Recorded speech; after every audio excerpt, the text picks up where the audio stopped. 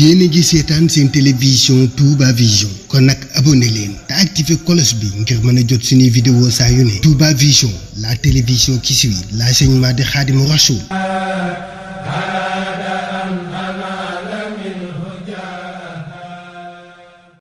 Bismillah ar-Rahman ar-Rahim. Oustad Khalid Brada, جامعة محمد الخامس برباط المغرب، خبير لمنظمة الإيسيسكو واتحاد جامعة d'éducation ouverte et en matière de renforcement aussi de compétences numériques au profit des enseignants-chercheurs administratifs et staff de l'université Cheikh Ahmadou Bamba bi Medina Touba bi Sénégal. Pendant les 2 journées, nous avons été en présence des enseignants-chercheurs et staff de l'université de l'UCAB pour transmettre des bases théoriques et surtout pratiques, accompagnées d'une plateforme LMS, Moodle, dans plusieurs modules qui concernent la formation de formateurs, les licences ouvertes, la science ouverte et les pratiques éducatives libres. L'atelier s'est déroulé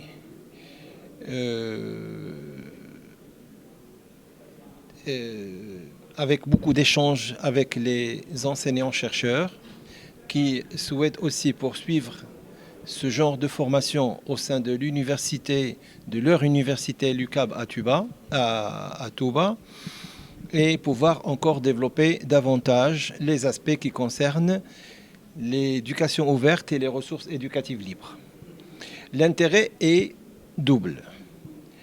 Au mois de juillet dernier, le Sénégal s'est doté de sa propre stratégie en matière de ressources éducatives libres. Et toutes les institutions, toutes les universités et l'éducation nationale sont aujourd'hui invitées à travailler sur le cadre de cette loi, de cette stratégie qui a été mise en place et qui statue et qui réglemente l'usage des ressources, des licences ouvertes et même l'usage des ressources éducatives libres et de manière générale l'éducation ouverte. Et nous pensons que c'est une opportunité pour l'UCAB et les établissements de l'UCAB, mais aussi pour les autres établissements universitaires au niveau du Sénégal, de profiter en plus de la stratégie mise en place par le ministère, de profiter de cas pratiques. Et c'est la plateforme qui est aujourd'hui à leur disposition et qui peuvent pratiquer d'une part pour se former. C'est une plateforme en libre accès qui va rester ouverte à tous les enseignants-chercheurs et qui va permettre aussi aux collègues de l'UCAB eux-mêmes de devenir formateurs et de dispenser les formations aussi bien pour les doctorants que pour les personnels de l'université Cheikh Ahmadou Bamba. Voilà. Il est difficile de parler d'inconvénients dans la mesure où on est en train de parler de l'éducation ouverte. Ça veut dire on est en train de casser les barrières qui bloquent l'éducation. Quand je parle des barrières, d'abord des barrières technologiques, mais aussi des barrières linguistiques. Vous savez que dans nos pays africains, on parle non seulement par exemple l'arabe, le français, l'anglais, l'espagnol, parfois le portugais, mais on parle aussi des dialectes. Le Wolof, le cas du Sénégal, qui est officiellement aussi une langue. Chez nous, c'est l'amazigh, qui est officiellement une langue.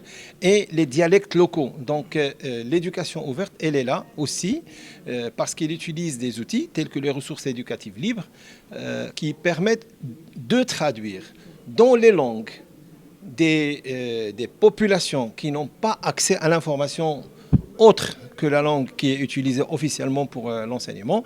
Donc je trouve qu'il y a des réductions de barrières, ce n'est pas des freins, il y a des réductions de barrières. Évidemment, quand on va parler des inconvénients ou des freins, ça peut être des moyens technologiques. Mais si on n'a pas le moyen de produire, on a aussi le moyen de se servir. Parce que les ressources éducatives libres, le mot le dit, hein, ils sont libres d'accès. Donc on peut monter un cours, on peut monter des choses dans le domaine de l'enseignement sans avoir besoin de produire par les moyens. D'accord? Donc, moi, je dirais plutôt une opportunité à saisir par les systèmes éducatifs que d'inconvénients. Donc, je préfère parler plus d'opportunités qui s'ouvrent pour les étudiants, qui leur offrent des flexibilités d'études, qui gèrent leur manière d'apprentissage à travers les plateformes, entre autres à distance. On ne doit pas confondre non plus l'éducation ouverte avec l'enseignement à distance. Ce n'est pas uniquement avec l'enseignement à distance. On peut offrir l'éducation ouverte avec des manuels, avec des cassettes, avec des livres. Ça aussi, c'est possible. Les avantages aussi au niveau des institutions, c'est une réduction de coûts et c'est une optimisation, pour ne pas dire réduction, c'est une optimisation. Il faut qu'il y ait quelqu'un qui prend en charge les coûts, mais c'est toute la population des établissements qui peut profiter. L'avantage aussi au niveau même des producteurs, parce que assez souvent les gens nous demandent, oui, en l'éducation ouverte, quelle est la place de l'éditeur? La place de l'éditeur, il va travailler avec un modèle de durabilité et il ne serait pas uniquement lui qui prend la charge.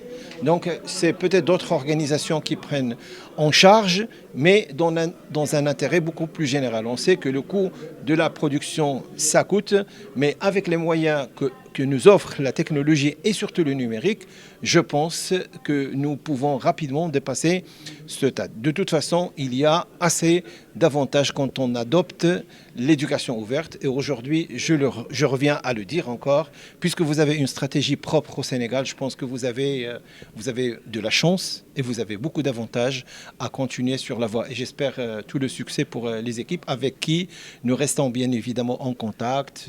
On a beaucoup appris durant ces 2 jours des collègues qui dispensent des enseignements. On est vraiment très flattés en arabe, dans des voies très techniques et spécifiques que d'autres pays arabes n'ont pas réussi. Bravo et je vous souhaite plein succès à votre mission. Merci beaucoup. yéen a ngi seetaan seen télévision Touba Vision kon nag abonné leen te activé cloche bi ngir mën a jot suñuy vidéo saa yu ne. Touba Vision, la télévision qui suit l'enseignement de Khadimou Rassoul.